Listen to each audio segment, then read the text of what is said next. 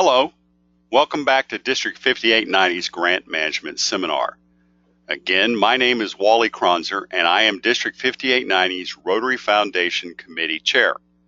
This is Module 3 and it covers district grants. It is the third of 3 modules in the Grant Management Seminar.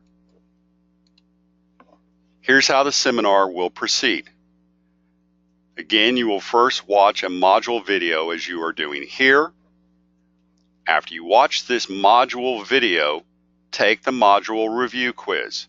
You will need to use PowerPoint as it is a PowerPoint presentation. After you have completed all 3 quizzes, email me at the address on the screen. Simply give me your name, your club, and your 2018-2019 club position. Again, this way I will be able to give your club the appropriate Grant Management Seminar training credit. Remember, we are using the 4-way test as our honor system when it comes to your following the Grant Management Seminar process. First, let's take a moment to again review what a club must do to be eligible to receive a district grant. Clubs that want to apply for global or district grants must also be qualified. Districts are responsible for qualifying their clubs each year. To become qualified, your club must agree to sign the forms in the District 5890 2018-19 Grants Qualification Package. This can be found at the district website. Your incoming club president and at least 1 member must participate in the Grants Management Seminar. Your club must enter its Rotary Foundation giving goals in Rotary Club Central. Your club must appoint a club foundation chair and post that individual's name in Club Runner. Your club must commit to appropriately publicize its district grant. There must not be any overdue reports. All Rotary International and district dues must be current. And if you are seeking a district grant, the qualification must be completed by June 1, 2018, as that is the district grant deadline.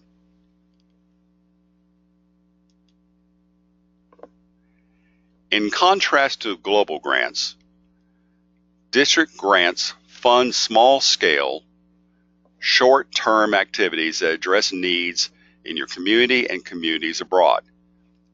Each district chooses which activities it will fund with these grants. You can use district grants to fund a variety of district and club projects and activities.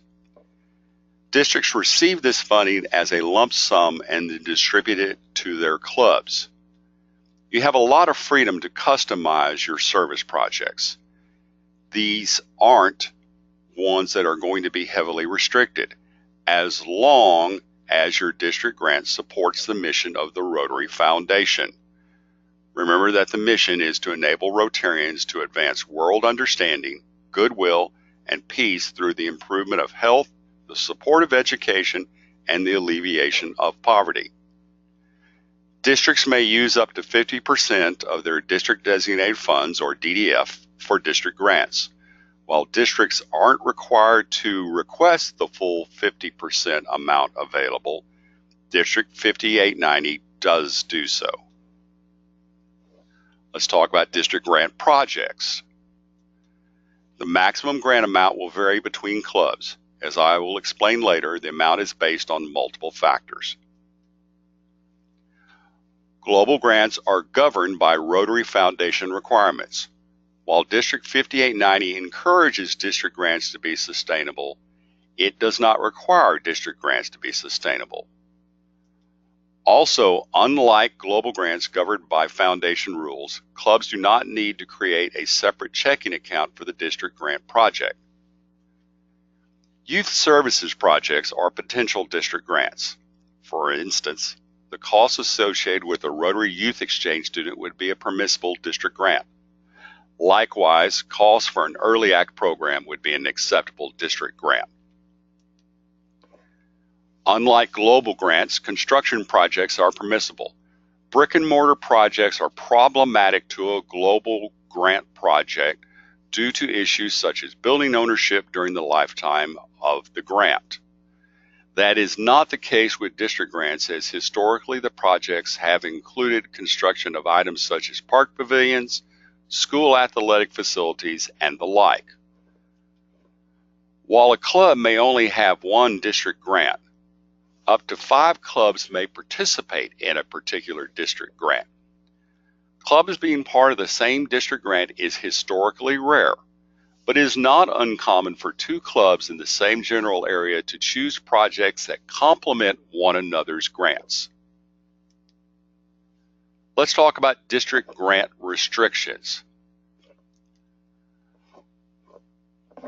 A club is not eligible for a district grant in 2018-2019 if its previous year's grant is still open. A grant is open when the club has not filed a final report, or, alternatively, it filed a final report without the necessary supporting paperwork. This is why it is important for the incoming club president to make sure the club properly closes out the current district grant. A district grant may not be simply financially participating in a beneficiary's fundraising event.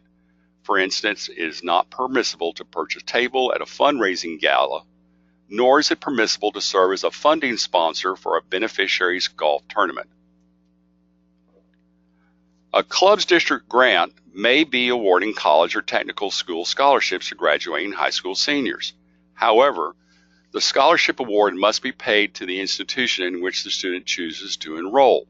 It may not be directly awarded to the student, as that does not satisfy stewardship responsibilities of making sure the funds are spent as intended. Do not include cash cards of any kind in your district grant project.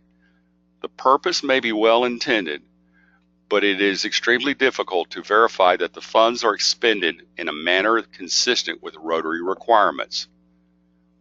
A member of the District Rotary Foundation Committee will contact the club if the district grant application raises any concern. Talking about district grant amounts. In 2018-2019, the district is modifying the district grant award amount criteria. For the first time, a club's past and current Rotary Foundation giving is part of the grant amount criteria. In many districts, past giving strictly dictates the amount a club is entitled to receive for a district grant. For example, it is not uncommon for a district to give district grants only to clubs that contribute to the annual fund share in the year that created the district grant DDF. District 5890 is not that strict. Having said that, clubs that year after year generously support the Rotary Foundation, either on a per capita or total amount basis, are eligible to receive a greater district grant amount than clubs who do not systematically support the foundation. Such a process is fair to all concerned. Any club that contributes any amount to any of the Rotary Foundation funds will qualify for a district grant, and every club in the district has done that.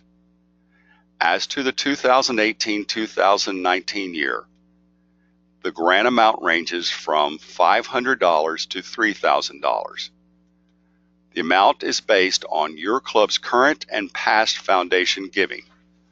For instance, a club that each year gives at the $100 per capita level will be eligible for a larger district grant than a club that each year gives at the $50 per capita level. Remember, per capita means the average per member. It does not mean that each member would have to give at least $100.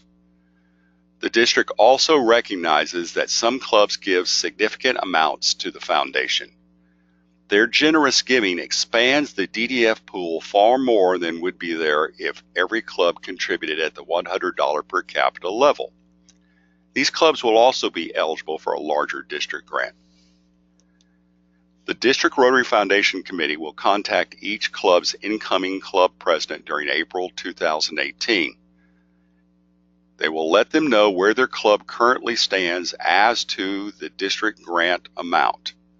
Some clubs will already be at the maximum allowable level.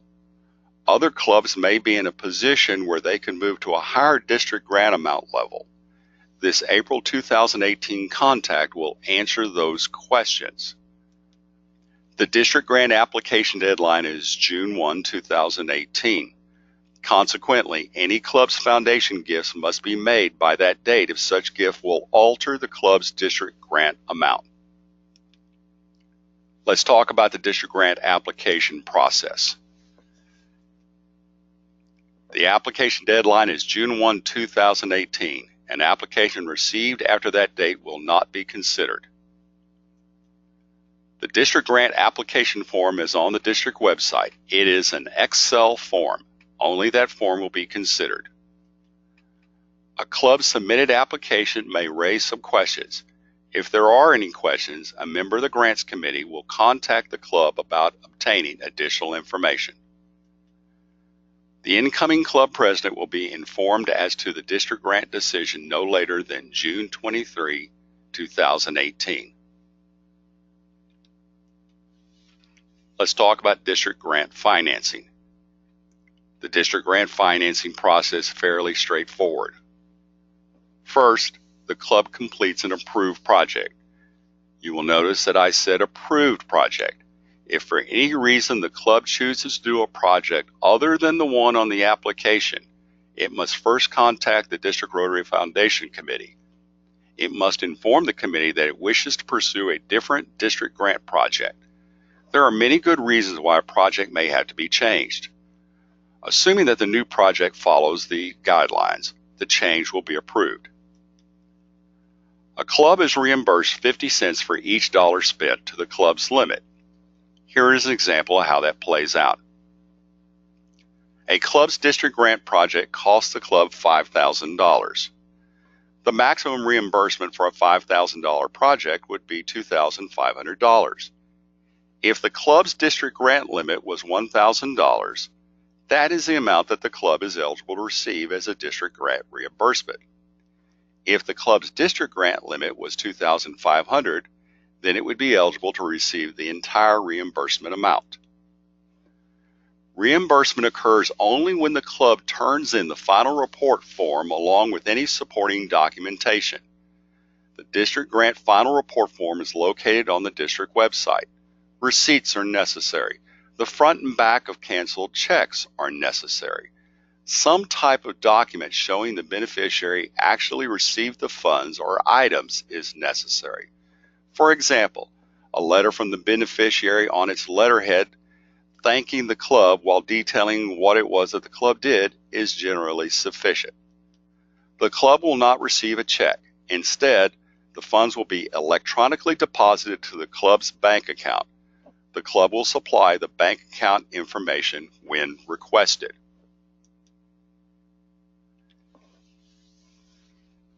Here are the district grant dates to remember. The 2017-2018 District Grant Final Report, that is the current Rotary year, it's due on or before April 30, 2018.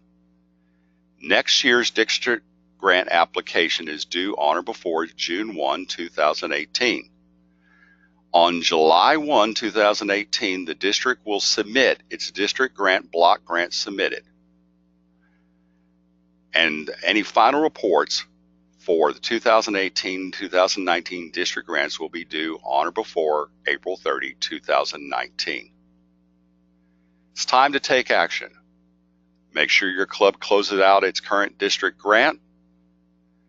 Make sure your club gets the 2018-2019 district grant application into the district by June 1, 2018. Follow the direction on forms. Contact me, Wally Kronzer, if you need help. Again, resources are available if you need them. Contact the district as necessary. Thank you for joining us. Best wishes in the 2018-2019 on your grants, whether they be district grants or global grants or both. Thank you.